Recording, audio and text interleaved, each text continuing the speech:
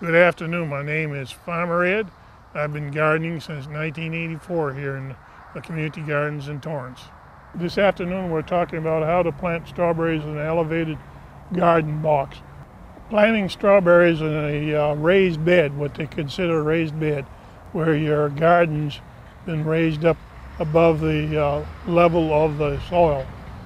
What you do is, first off, make sure you've got some good rich soil, and then you plant your strawberries only down to the top of the root ball.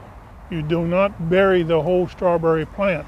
You make sure you get the roots in the soil and just up to the very top of the root ball, and then you plant that in the soil. Now, one way of protecting those strawberry plants, you plant them about a foot to a foot and a half apart, and you protect them with weed barrier. You cut like an X where each plant is, put it down over the plant, and the rest of the soil is covered with a weed barrier, and that protects the plant from a lot of your bugs and etc.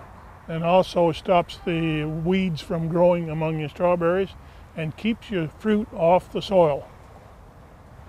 Watering an elevated garden plot box is similar to our watering in your garden, but most boxes should be at least 3 feet wide or wider, because if you make them too narrow, they dry out too quick.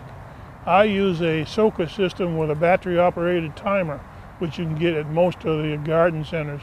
Have these little timers. You hook up the timer to your faucet and run the tubes out from your timer and run it down your sides of your plants, and you set the timer and it waters the garden for you.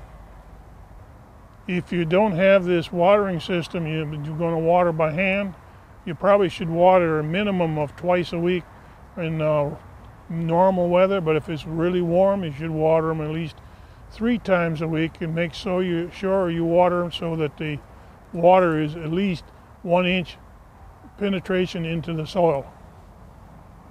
My name is Farmer Ed.